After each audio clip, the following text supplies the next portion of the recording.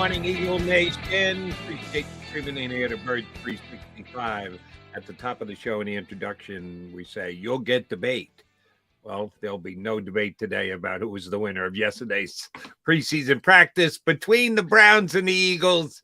That one was a decisive victory for the hometown squad. And John McMullen was there bright and early. Johnny Mac, when did you get the text saying get your butt over here to South Philadelphia? Early. I don't know the exact time, but I did miss Nick Sirianni for the first time, so I wasn't able to get over there until I made it for the start of practice, though. But yeah, moved up from 5 to 1:45, so potential thunderstorms. I don't know if it ever did storm, so but you know they had to get it in. They wanted to get it in, and they were able to do so.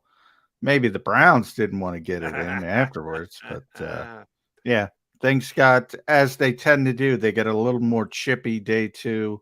Eagles were far more physical. And I mean, that was one of I got to go back to when Tom Brady came in and the Patriots during the Chip Kelly era. They gave the Eagles kind of a beat down in a joint practice. That was like this. I mean, it was not close from a perspective of dominating the sessions, the team sessions. Yeah, Cleveland.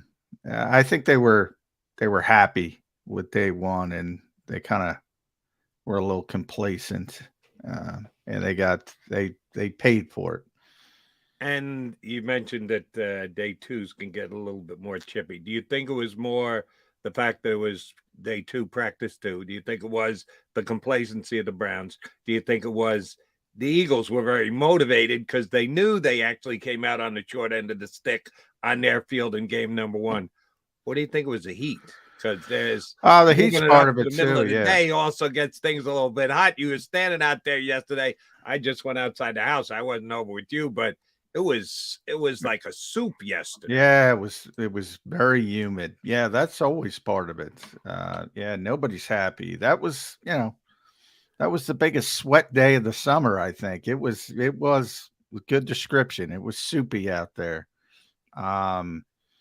And yeah, that always plays a part in it. But I think all of a sudden, I think it's human nature, and that Cleveland said, "Oh, we hung with one of the best teams in football," and I just think they were a little bit, all right. And Myles Garrett wasn't there in team drills, and that he blew up so many plays by himself. That made it a little bit easier for the Eagles. And sure, I mean Nick Sirianni, yeah, I mean he told them, "Let's go." What are you doing? And they came out with a lot more energy, the Eagles. So. All of that, but yeah, I mean, I get it from both perspectives. As I said, the Browns probably felt like, we hung with one of the best teams in football. We're pretty good, and the Eagles said, we're one of the best teams in football. What the hell are we letting the Browns hang around us, kind of thing? So it was a dominant practice for the Eagles on both sides of the ball yesterday on offense and defense. And at least from the reports, yours and others that I read, if you were looking for a star of the day, it might very well have been Reed Blankenship with not one but two interceptions again. And haven't watched Blankenship play from the time he got here last year as an undrafted free agent right up till today, where he's the unquestioned lone starting safety for the Eagles. As far as we know, he's going to be one of the starters. The guy just has a nose for the football, John. That he doesn't have those physical traits that you're looking for, not the most athletic guy on the planet, but he just always seems to be in the right place at the right time. And man, has he shown off those skills so far in preseason here this year. Yeah, he's I've already declared the NFL got that one wrong, and the NFL as a whole got that one wrong. I mean, the Eagles got him for $5,000. The Eagles didn't even know what they had. I mean, they didn't. He was maybe the last of their undrafted class. They didn't expect anything. They gave Carson Strong $300,000 as an example. So they had no idea. And I just look at on this team when we say the safeties and safety, Terrell Edmonds was a first-round pick. Justin Evans was a second-round pick in this league. Kayvon Wallace was a fourth-round pick. Sidney Brown was a third-round pick. He's better than all of them. All of them. They got it wrong. I'm not saying, I'm not going to sit here and say he's Minkah Fitzpatrick or Derwin James. I think they're the best two safeties in football right now. But he can play, and he knows how to play. And he was a 5-year starter in college. It was Middle Tennessee State, but, Kevin Byard went there. He replaced Kevin Byard, and he started for 5 years, and he just knows how to play. And he's fine when you say athletically. Yeah, he's not Sidney Brown athletically, but he reaches the demarcation line. You have to be athletic enough to play in the NFL. Right. He reaches that line, and once you reach that line, it's about the other stuff, and the other stuff he's off the charts with. So, I mean, he's been one. There were a ton of stars on that field over the past 2 days for both teams. And he was one of the best players on the field. I think that tells you plenty, and it means the Eagles have at least one of their safety spots locked down. Another guy who made a couple of plays yesterday, and you've been talking about Mr. Brown the last few days, saying, hey, let's get those startup costs out of the way. Give him a chance early on, early Eagles schedule. You've seen more than I have. I watched the preseason game, made a couple plays, made a couple tackles, overran one play pretty badly. He plays very fast and aggressively, which is both good and potentially bad. But I hear what you're saying, John. And the biggest reason for me why I'm in agreement with you is there isn't the guy he's replacing that I go, wow, you could be making a mistake by not playing him. I understand you just ran down the slots where the safeties were taken, put the draft, put where they were picked behind them, just analyze what they've done so far in camp. Is there anybody else who's jumped out at the safety spot where you've said, other than Reed Blankenship, that you say, oh, yeah, no, he's got to start. He's got to play. He's got to be part of the mix. I haven't seen that from any of the other Eagle safeties. Have you? No, I haven't. I mean, you see good things, the versatility of Terrell Edmonds, playing a hybrid sort of linebacker safety role when they move to the big nickel. You see Kayvon Wallace, the physicality. I mean, the Browns, it might have been Jimmy Haslam. I saw somebody. Ed Kratz told me I was trying to look at all three fields, so I was up at the little stands at the NovaCare complex for people that know, because then you can sort of go at the top and survey all three fields. Ed Kratz was down on the field, and he told me somebody on the Browns was saying, get on 42, get on his ass, because he was being so physical with the Browns, and that's Kayvon Wallace. Somebody else said it was Jimmy Haslam himself, which I don't know if it was, but it might have been, but somebody did.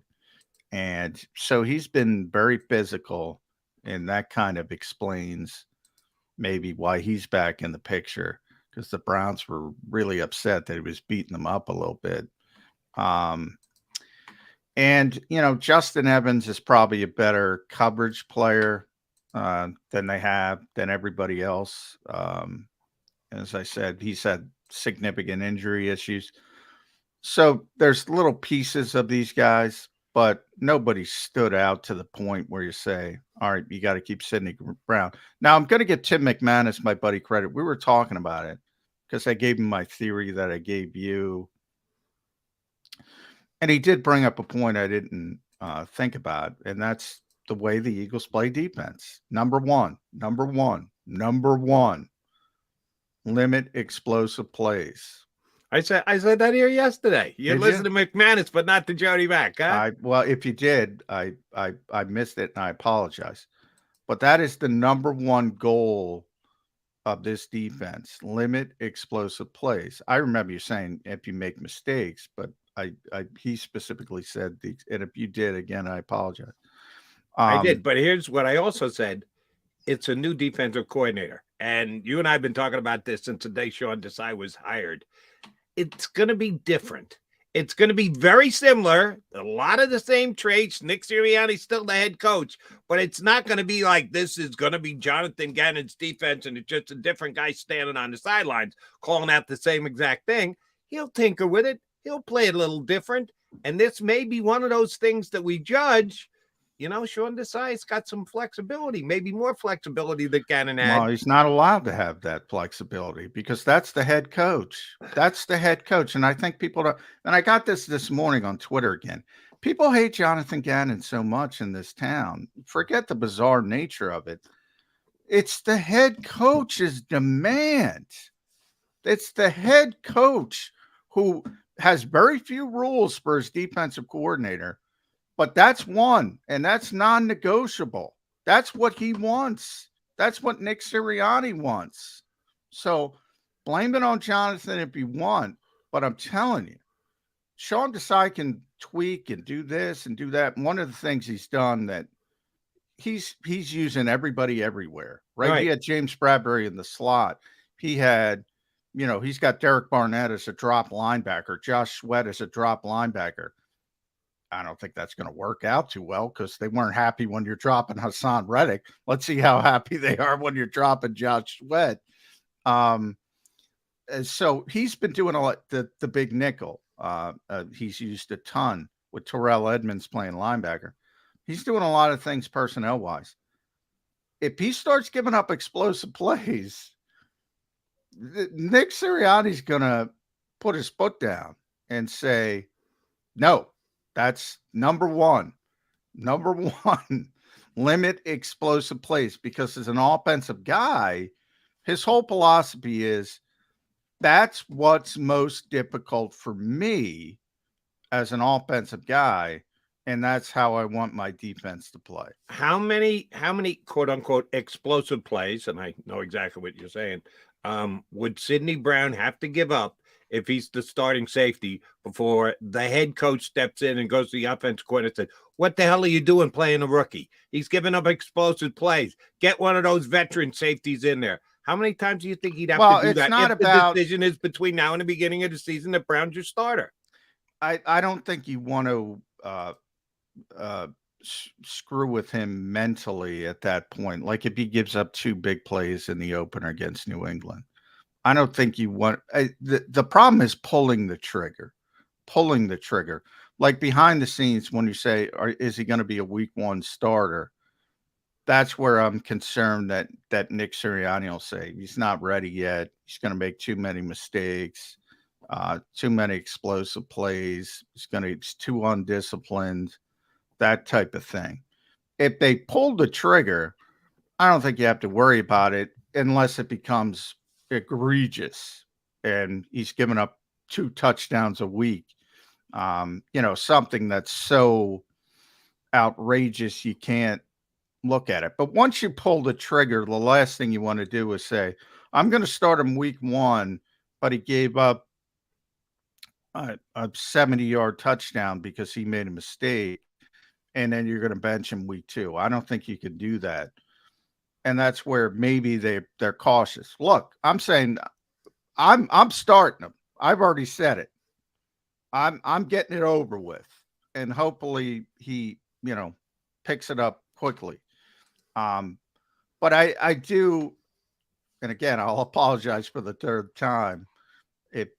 I do, think they might be more cautious about it because of the way they want to play defense. If he continues to be that undisciplined.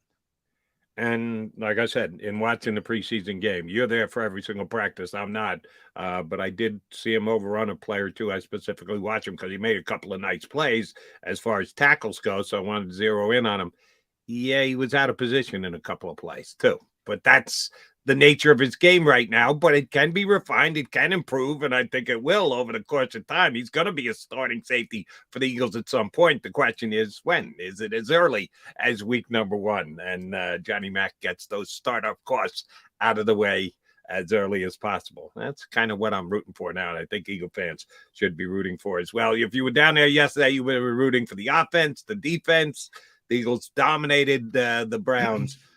Question on a player. I didn't hear anything. Didn't say anything. Everybody writes about the Eagles.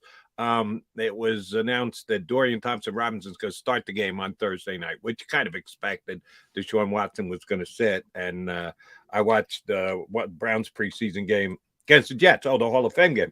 And Dorian Thompson-Robinson played well. And I always liked him at UCLA. And you and I talked about him as a potential Eagles might draft him. Yeah. And he ended up going in the fourth round to the Browns. How has he looked the last couple of days? Hasn't maybe got 3 reps, if that. Okay. It was all Watson and Dobbs. That's the whole thing. It's all first and second team.